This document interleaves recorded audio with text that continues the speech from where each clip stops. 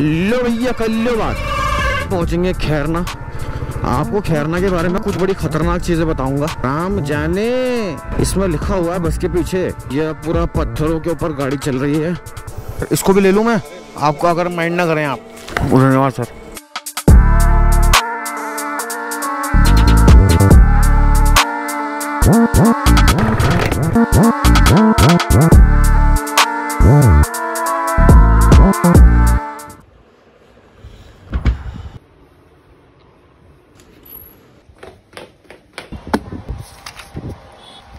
चलो जी, let's start the journey. Cold start मैंने मॉर्निंग में कर दिया था, तो अभी नीड नहीं है। आओ गुरु। सुबह प्रायर 6 बजे निकलने का प्लान था, पूरे शहर में पेट्रोल नहीं मिला। ठीक है भाई साहब, मिलता हूँ आपसे। चलो ओके। ये मेरे परम मित्र और बड़े भाई साहब ब्रजेश दाजू। चलो जी, हम अब स्ट्रेट निकलेंगे यहाँ से हल्द्वानी की ओर। The destination will be of 165 kilometre approx. और जिन रास्तों से हम होकर जाएंगे उनका डिस्क्रिप्शन अभी बताऊंगा आपको।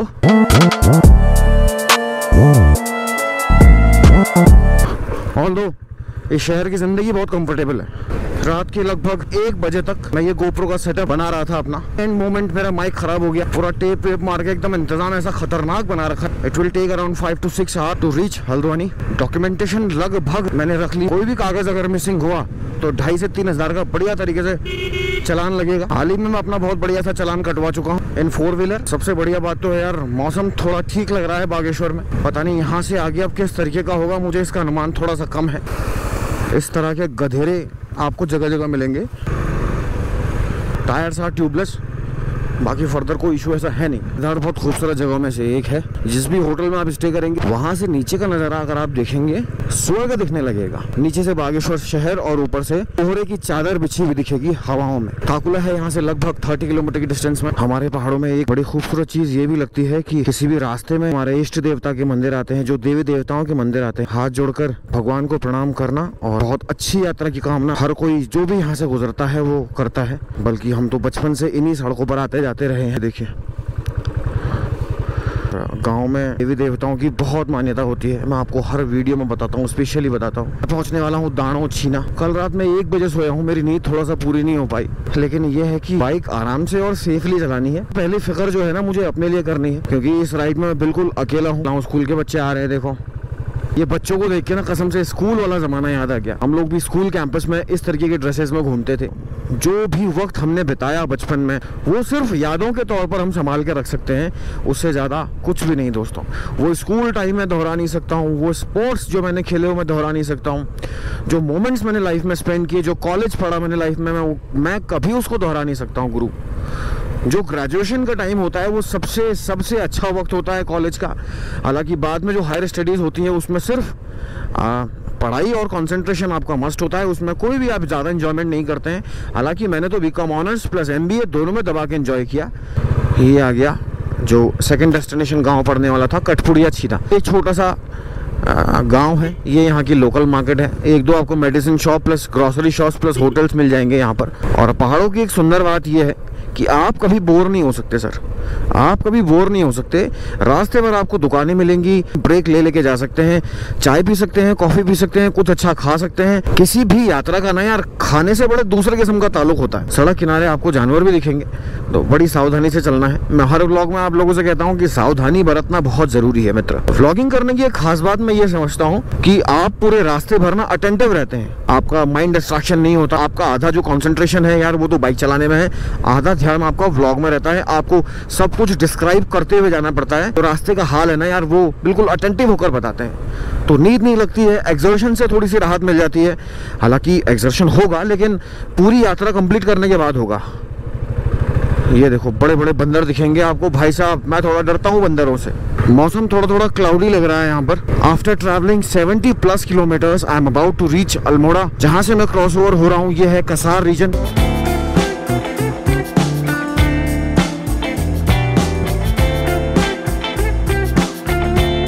कसार देवी रीजन जो सबसे स्पेसिफिकली जाना जाता है वो कसार देवी टेम्पल की वजह से जाना जाता है, माँ कसार की वजह से जाना जाता है, और दूर दूर से लोग माँ कसार के दर्शन करने आते हैं। सालों से यहाँ पर फॉरेनर्स का आना जाना कुछ ज़्यादा बढ़ गया है, और ऐसा मानना है कि कसार आके आदमी मेंटली रिलैक्स हो जाता है। कल शायद मैं हल्द्वानी से वापसी करूँगा, शायद कल अगर नहीं भी करूँगा तो परसों करूँगा। मौसम के हिसाब से राइड प्लान करना बहुत ज़रूरी है, क्योंकि सामने आप अगर वेदर देखेंगे टोटल आपको क्लाउडी मिलेगा। पहाड़ के मानसून में यात्रा करना, बाइक चलाना बहुत ही मुश्किल कामों में से एक है। मैं आपको हर बार कहता हूँ यार, व्लॉग्स बिल्कुल सडन बनते हैं। व्लॉग्स के लिए मेरी कोई प्लानिंग नहीं होती, मेरे कोई डायलॉग्स स्पेसिफिक नहीं होते। ये है कि जिस हिसाब से नज़ारे होते हैं, जिस हिसाब से चीज़ें चल रही होती हैं, मुझे आपको बिल्कुल क्लियर हाल बयां करना होता है। इसमें कोई भी एक्स्ट्रा ऑर्डिनरी इफेक्ट्स मैं नहीं लगाता हूँ। सब कुछ तो बहुत अच्छा है, लेकिन मौसम को छोड़ के, ये मौसम ने साथ नहीं दिया बाबू, दिक्कत में आ जाओगे। अल्मोड़ा में धूप तो दिख रही है, लेकिन मौसम ऊपर घड़घड़ाहट वाला दिख रहा है। पहाड़ी में गए तो घड़घड़ाहट वाला, क्योंकि जहाँ घड़घड़ाहट होगी फिर वहाँ भड़भड़ाहट होगी, जहाँ भड़भड़ाहट होगी फिर वहाँ तड़तड़ाहट होगी। तड़तड़ाहट मतलब पानी बरसेगा। ये हमारी पहाड़ की कुछ ऐसी सेइंग्स हैं जो हम पहाड़ी समझ सकते हैं। हो एक मिनट, यहाँ सिर्फ एक गाड़ी निकलने की जगह है। ऊपर को अगर गाड़ी आ जाएगी ना, वो फंस जाएगी। यहाँ पर से लाला बाजार अंदर को पड़ जाएगी। ये देखिए, यहाँ पर बैरिकेटिंग लगा रखे हैं, क्योंकि यहाँ पर गाड़ियाँ बाइक अलाउड नहीं है अंदर को। और ये लिंक रोड है, गाड़ियाँ नीचे तो जा सकती हैं, लेकिन यहाँ से ऊपर नहीं आ सकती। बड़ी कंजेस्टेड किस्म की मार्केट है यहाँ की, लेकिन भीड़ और चकाचौंध देखेंगे तो आपको मज़ा आएगा यार। पेट्रोल पंप आपको शहर में सिर्फ एक यहाँ पर दिखेगा, एक थोड़ा सा आगे और दिखेगा। बस 2 पेट्रोल पंप शहर में है, बाकी यहाँ पर आउटर में पंप्स बनाए गए हैं। खीम सिंह मोहन सिंह रौतेला, ये है जी यहाँ की मोस्ट फेमस मिठाई की दुकान। हाँ पूजा, मिठाई कौन कौन सी लानी है? 2 किलो बस। आधा किलो मिक्स दे देना दादा। मिक्स नहीं है, चॉकलेट दे दो फिर। सिंगौड़ी भी नहीं है? अरे यार, ना चॉकलेट है ना सिंगौड़ी है। यहाँ तो जो मेन माल है वो तो मिल नहीं रहा। इतनी फेमस ये स्वीट शॉप है, लेकिन जो सबसे क्रीम कंटेंट जैसे सिंगौड़ी और ये सब होता है, ये इनके पास फ़िलहाल के तौर पे अवेलेबल नहीं है। यहाँ का बस स्टेशन आ गया। यहाँ पर सारे होटल आपको राइट लेफ़्ट सब होटल मिलेंगे, प्लस दुकानें मिलेंगी। ये यहाँ की मार्केट है।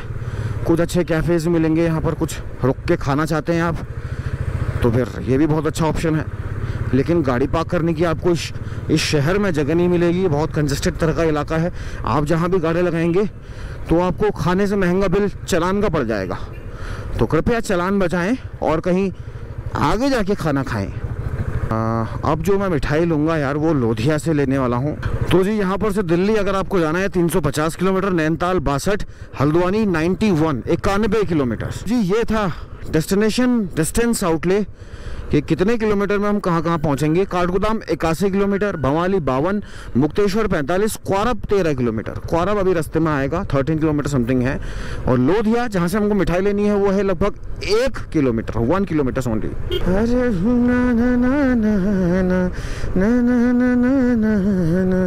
तेरी मेरी प्रीत हजी आहारे मायाले खावा यो हीरा कफो का चछू। आहा, ये भाई साहब बड़े हंसमुख हैं, बड़े अच्छे से ग्रीट करते हैं जब भी इनके पास आओ। क्या हाल है जोजू? बिल्कुल आपके जैसे हैं सर। एक ले लूँ, टेस्ट कर लूँ? आधा किलो तो वो कर दो, क्या कहते हैं उसको, मिक्स। मैं अक्सर आपके वहीं आता हूँ सर मिठाई लेने, बागेश्वर से। अभी आप मेरा चेहरा नहीं पहचान रहे हैं, मैंने ये हेलमेट पहना हुआ है ना। बारिश हो रही है सर यहाँ को? कम है ना, आगे को नहीं हो रही है। मौसम तो गजबज लग रहा है। अरे यार जाम लग गया बाबा।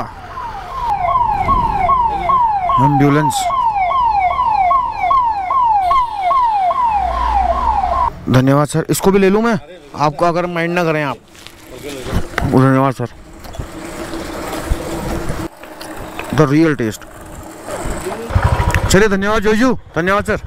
जोशी जी के वहाँ जाता हूँ। पहले इनके फादर देखते थे ये शॉप को, लेकिन उसके बाद लेगेसी को जो है ये भाई साहब कंटिन्यू कर रहे हैं। बहुत अच्छे से व्यवहार करना ये लाइफ में बहुत इंपॉर्टेंट चीज़ें हैं और एक जनरल एटिकेट्स हैं भाई साहब। खुश मिजाज होना भी ज़िंदगी में बहुत ज़रूरी है और दूसरों को खुश करना भी बहुत ज़रूरी है।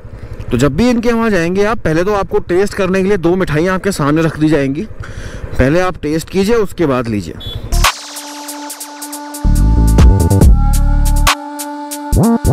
इधर भी काम चल रहा है। 21 किलोमीटर बाद हम खैरना पहुंच जाएंगे। कभी कभी ब्लॉगिंग करते करते मैं इतना भावना में बह जाता हूँ कि मुझे गड्ढे नहीं दिखते और मैं गड्ढों में गाड़ी डाल बैठता हूँ। यहाँ के बाद आपको सड़क वो कुछ इस तरह की दिखेगी और कुछ सड़कें बनाई भी जा रही हैं, कुछ बारिश के टाइम में टूटी भी हैं। ये देखिए यहाँ पर तो खैर ओ हो ऐसा लग रहा है कि मैं इस धूल से बच रहा हूँ, लेकिन किसी एंगल से नहीं बच रहा हूँ। ये देखिए यहाँ पर सड़कें पहाड़ धड़क के नीचे भी आए, लेकिन इसी बहाने रोड चौड़ी करने का काम भी जो है ऑन द गो आ गया। गाड़ी वालों को बहुत जल्दी है, बहुत ही ज्यादा जल्दी।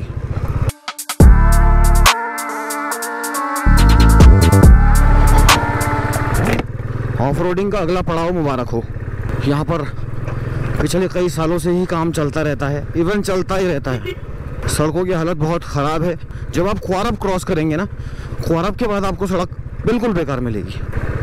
ये देखिए मतलब इतनी बड़ी चट्टानें हैं, इतनी विशालकाय चट्टानें हैं, इनको देख के ही डर लगने लगता है। हाँ ये देखिए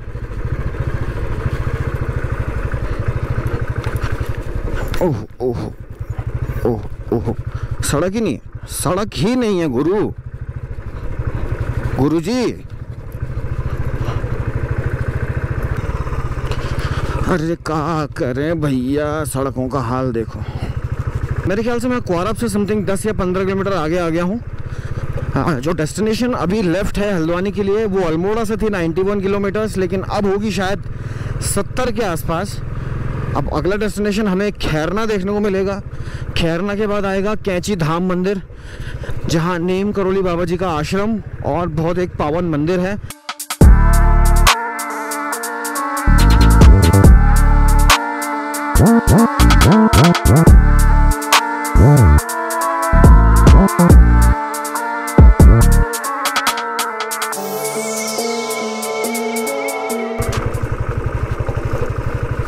भैया पूरा पत्थरों के ऊपर गाड़ी चल रही है। ओए ओए ओए ओए ओए ओए ओए, गाड़ी डिसबैलेंस बहुत ज़्यादा होती है पत्थरों के ऊपर, आप सब बहुत अच्छे से जानते हैं, लेकिन कर भी कुछ नहीं सकते। आगे विजिबिलिटी ज़ीरो है भाई। ऐसा लगता है कि जाड़ों वाला जो मानसून वाला जो कोहरा होता है ना, वो कोहरा दिख रहा है। देखो आगे कुछ नहीं दिखेगा आपको और मुझे भी कुछ नहीं दिख रहा है। बड़ी मुसीबत हो जाती है इस केस में, बहुत ज़्यादा धूल ही धूल। मौसम का मिजाज कुछ कह सा रहा है, शायद भीमताल के बाद बारिश देखने को मिले, लेकिन उससे पहले शायद नहीं मिलेगी। इतना अनुमान तो मैं भी लगा सकता हूँ मौसम का। जो हवा में ठंडक होती है वो थोड़ी सी कम है। राम जाने, इसमें लिखा हुआ है बस के पीछे, गंगा बड़ी गोदावरी, तीर्थ बड़ा प्रयाग, समंदर के छाले, पाप कटे हरिद्वार। वाह क्या लाइनें हैं। अक्सर जो ये ट्रक और बसेस के जो कोट्स होते हैं ना, ये बड़े दिल जीतने वाले होते हैं, और इस बंदे ने दिल जीत लिया यार। जन सेवार्थ, बहुत बढ़िया।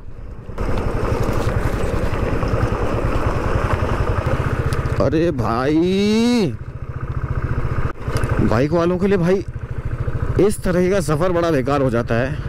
सड़क अच्छी हो तो चलाने में मज़ा आता है, ऑफ रोड पैचेस मिले, लेकिन इस तरह की धूल ना हो।